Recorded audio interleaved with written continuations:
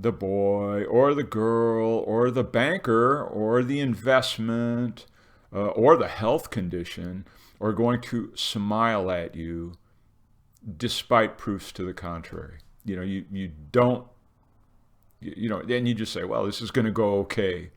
The lump will go away. The boyfriend, the girl, the boy, they'll like me, or they really do like me, or the reason they didn't do this or that is because of these reasons. So we paint the world in a sort of the way we want it to be based on. So that's magical thinking. But a dangerous idea is another situation. I said magical thinking in Google is, well, the idea that one's thoughts, ideas, actions, words, or the use of symbols can influence the course of events in the material world. Well, that's my modus operandi. That's how I live. And the dangerous ideas are if it has the ability to upset and change the status quo, the existing order. That is a dangerous idea, if it can upend the status quo. So that's danger. Danger is when you've got an idea about, well, this is stability, this is the way it is. And so a lot of people go out of their way to avoid certain dangerous ideas, which could take the form of a dangerous relationship, dangerous associations of any kind.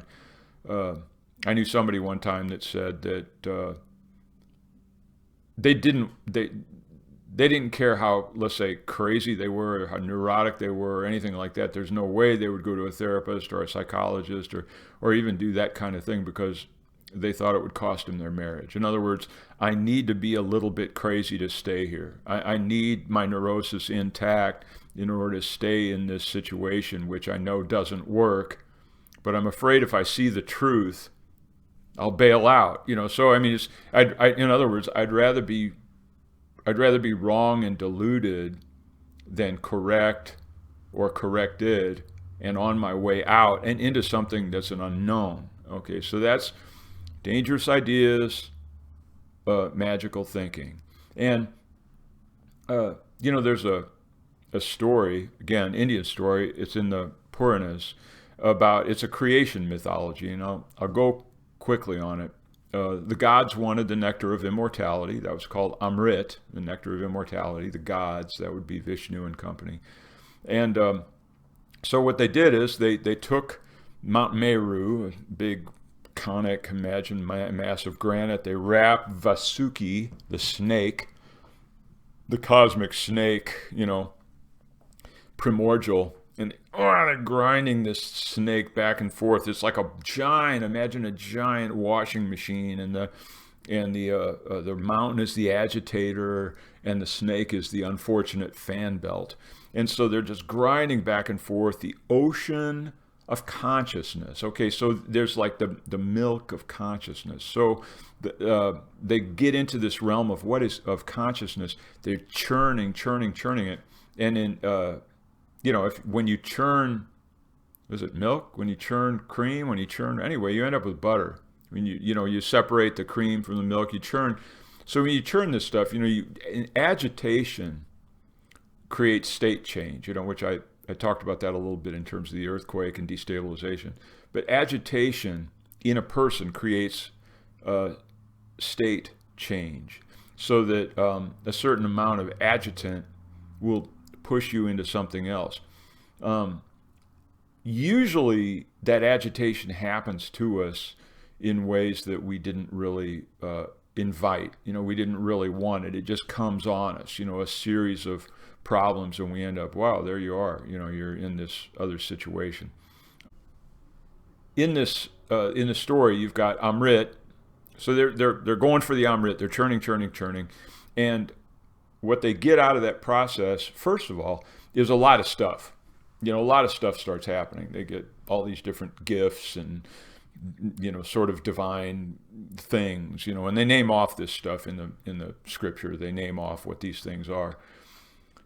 And they're good things. A lot of them are good things. And then suddenly, whoa, hala, the hala poison comes out. That's the lethal, toxic dose. It oozes out of the ocean of consciousness, oozes out of it, and will destroy all of life on this. In other words, the experiments at risk, the snake, the mountain, everything's going to go away because this poison is so toxic. And so they start screaming, of course, like they usually do about these kinds of things. Oh, save us. You'd think, who's going to save the gods? Well, in this case, Shiva, Mahadeva, the big guy in that story, he deigns, he's usually very, very aloof, and he realizes the stakes. So he goes down, he scoops off the poison, he drinks it, and saves the day. So they get a chance to keep on churning, having dispensed with the poison. And now they get Amrit, which is the nectar of immortality, which is what they wanted.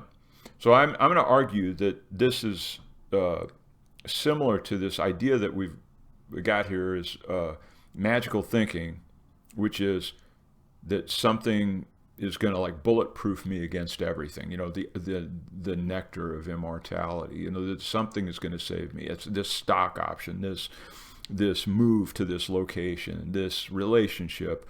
I magically engage these things, and it can get really pretty extreme, especially if you're a magically thinking person, and then you amplify that by hanging out with a bunch of people who think magically, and it's like one magical thought is trying to outdo the next, and you end up with a bunch of kooks. It really ends up in a really weird situation. It doesn't, when I say weird, it can be very fun. Okay, it can be very, very fun because everyone's mutually supporting each other in what is kind of delusional thinking. But it's really, okay, let's be fair. It's delusional thinking based on a natural tendency. Okay, this is what I'm saying. A natural tendency for me to want to see myself as connected to the world around me. Okay, I want to be connected to the world around me. And by Google's definition of magical thinking, that includes prayer, it includes all religion, it includes all shamanism, it includes all this. So I'm going to say that, example, I was, just in terms of, let's say prayer, magical thinking, I think I ticked off all the boxes with this event. I'm trying to sell the house in Bend. I'm under the sink, and I've got so what do you call it? These snakes. I got a snake, and I've got a block in the sink. Give me Christmas. I had so many water problems right before I was selling the house. It was amazing the amount of water problems, and they're not small.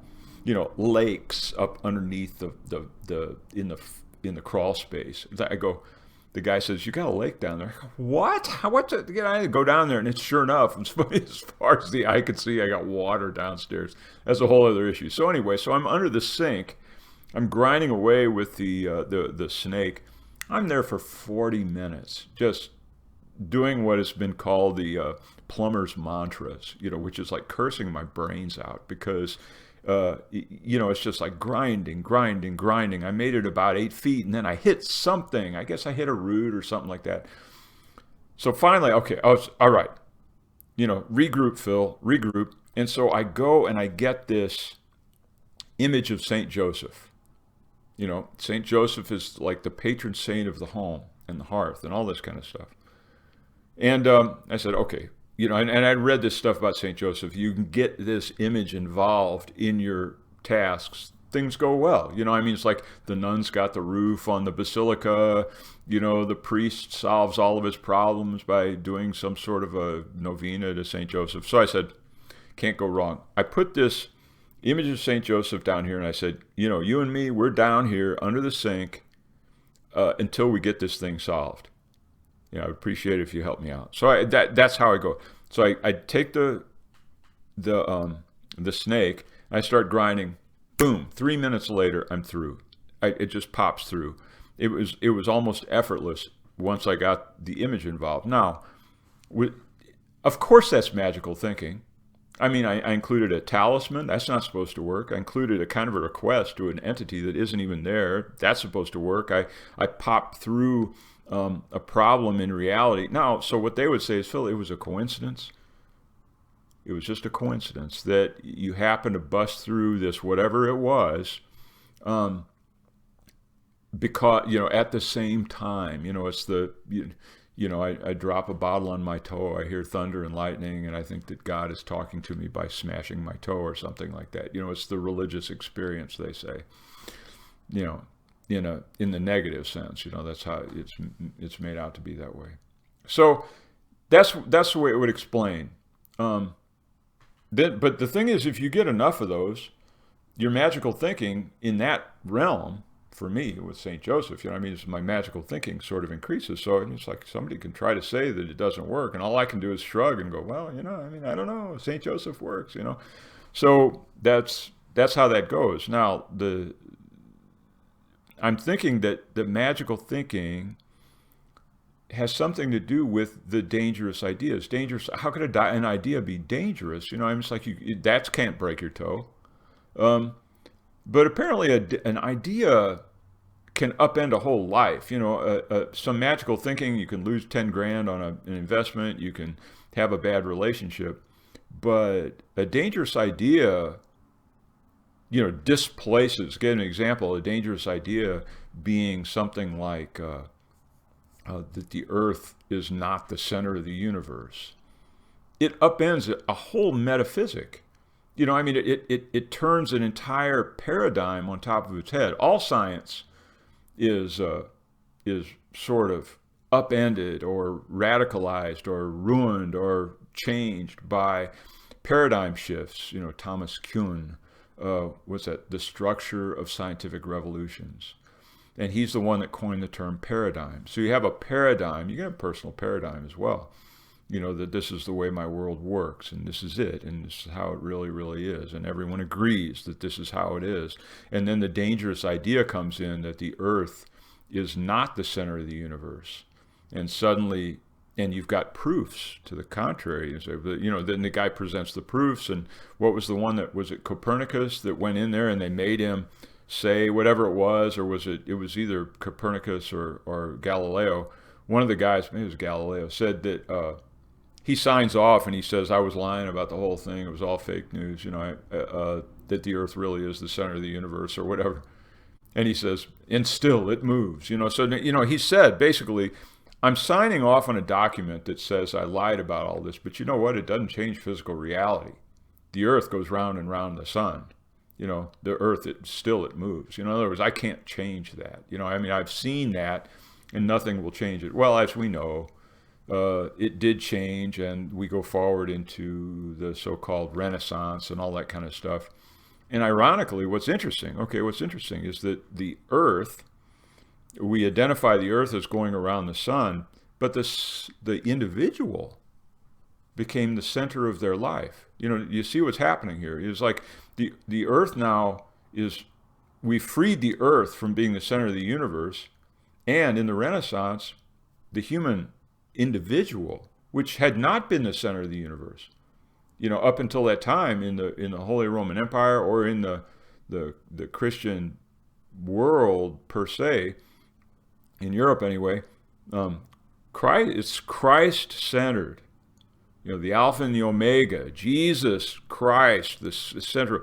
He's central to the function of all these things. Not me, it's him. You know, so and so that anyone who can stand in for the Christ, that would be, let's say, the priest, the bishop, or the king as anointed, the king as anointed by the Pope, they can stand in for this center of the universe. And it's then okay for all of us to sort of orbit this person. And that's our goal. You know, that's what it keeps me, whatever, in my guild, making shoes, carving stone, building the church.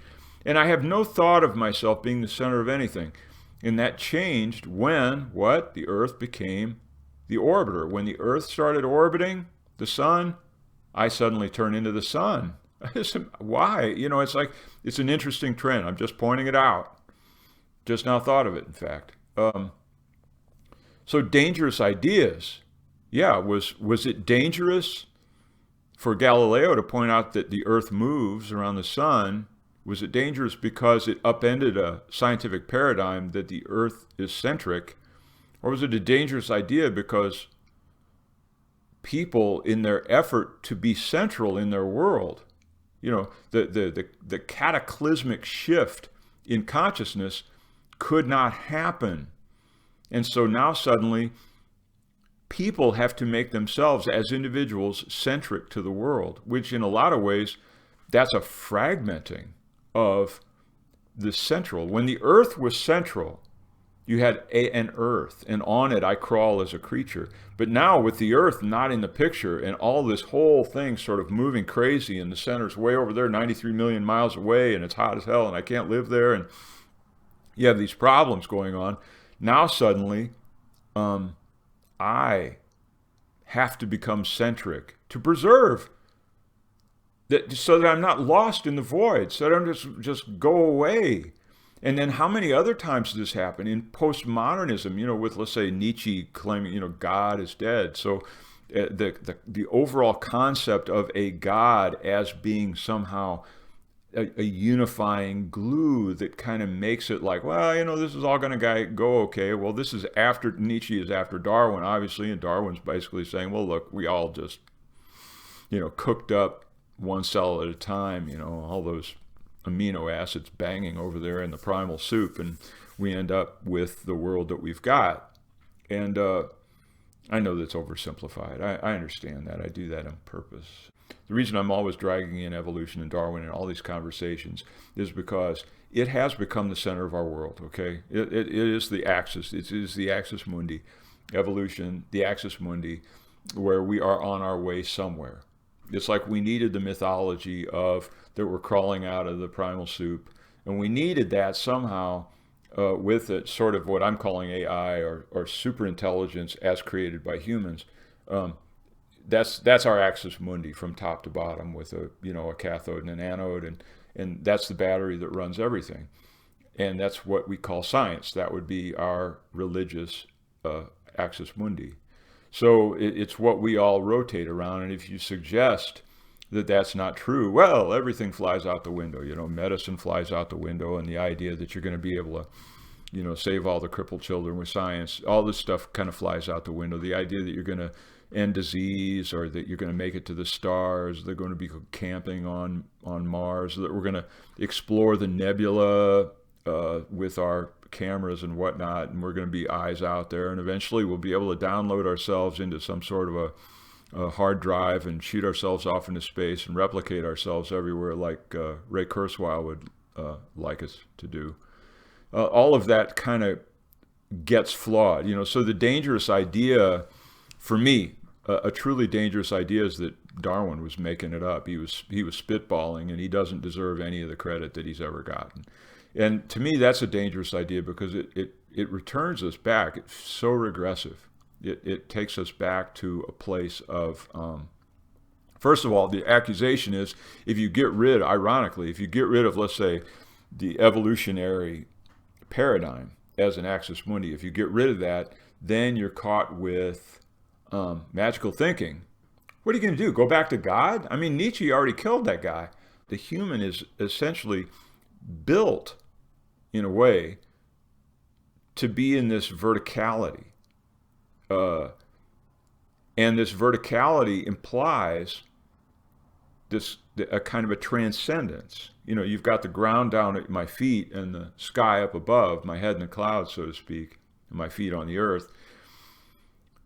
And that establishes this relationship of that we are going to think magically. We are going to draw from these things. So one point I want to make in terms of the magical thinking thing, I'm going to say that science is itself a magical thought that says, if I have the magical thought of I'm scientific, I'm enlightened, I'm aware, I'm a modern man, if I have these thoughts, then I'm protected from magical thinking.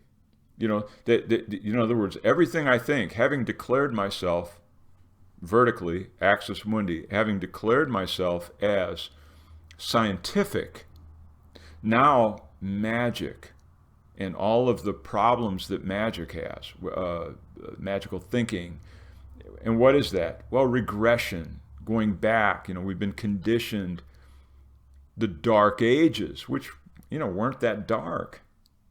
There's actually like people do with their family sometimes. They push their family roots, their cultural roots, they push them down and down in order to escape from them, as though denying that they exist will deliver them to a better life. I know that my own grandmother pushed away the old country. No, no, no, the old country, that's where World War I happened, and that's where the Bolsheviks did their thing, and that's where the Cossacks came in and raped and pillaged, and no, no, no, we're going to America. So she gets to America and goes, thank my lucky stars, and she kisses the ground. He says, my kids will never speak Hungarian, my kids will never speak Austrian, my kids will never speak German.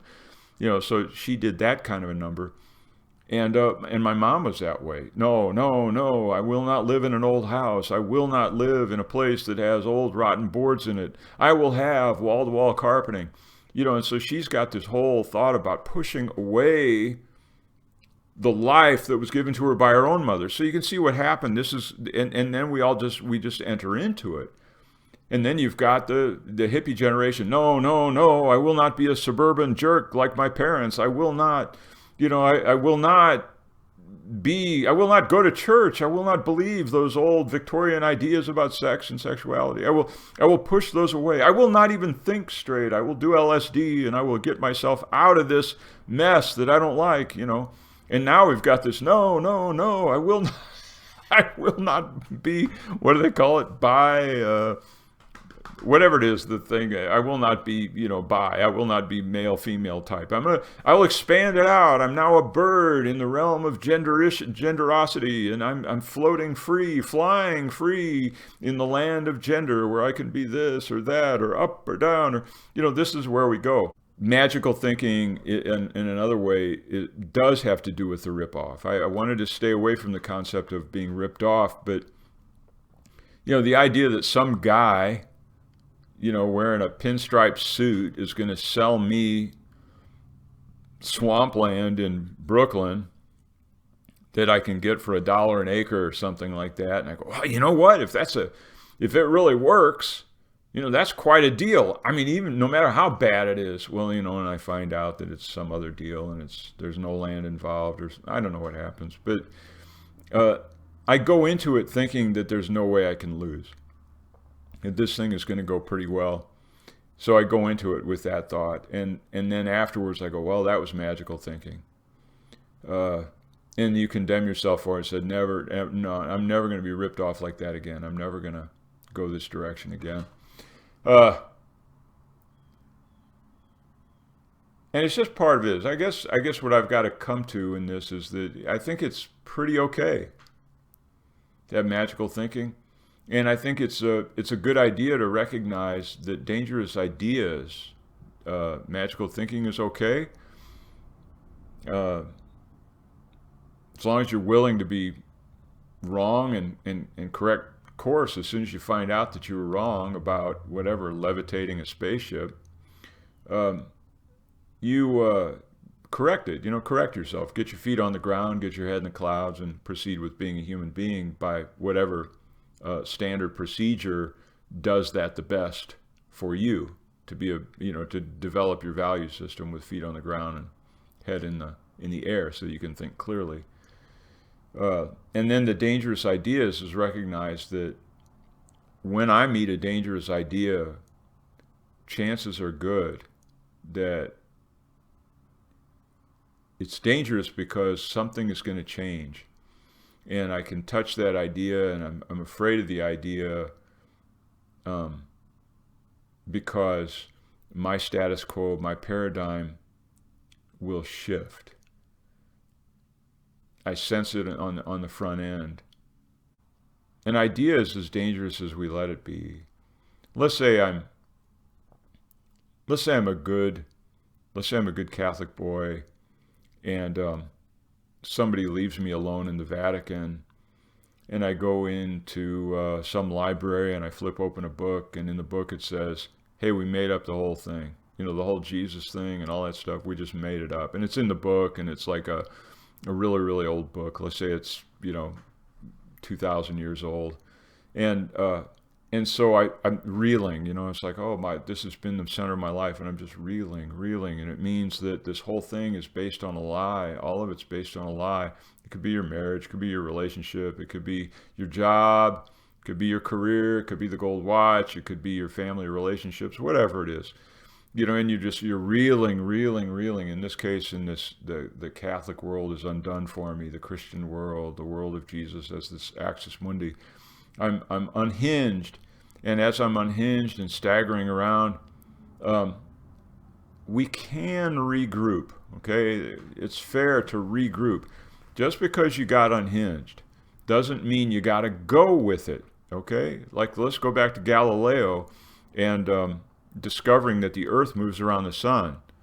Well, I'm going to say that maybe there was something good about the Earth being central to the universe. And the unfortunate thing was they believed that the theologians in the day believed that they were scientists. In other words, they believed they were describing a description of physical reality.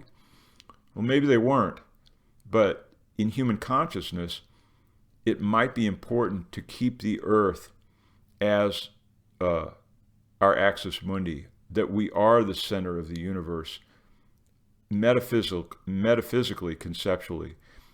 And so that having found out that the Earth is actually just a particle of dust and there's no God and all these other kinds of nihilistic things that throw us off center, instead of going with it into post-rational deconstructivist thought, we can, reel it back in. Let's reel it back in and say, it's okay. What our way, our red road, our Tao, our Christian ethic, whatever our red road is, our right way of being, it's good. Now we might have to find a new way for it to be good. We might have to reposition ourselves towards the goodness of it. And that could be in a marriage, the relationship, the job. But I would say don't be alarmed just because I suddenly found out that my magical basis for letting all those things be central to my life, that goes away. Well, maybe there's still a good reason, even though the magical basis might have been incomplete. There might be a good reason to hang on to those things. And I actually think that that's where we're headed. That's why I say these things. It's not just as an arbitrary thing. I do think that, as an example, I've told my daughter this, different people. I tend to think, you don't have to mark my words, but I think that we will be in a world in the United States where we're back to something that feels a bit regressive. I think. I might be wrong. I don't know. Maybe there will be another wrinkle introduced.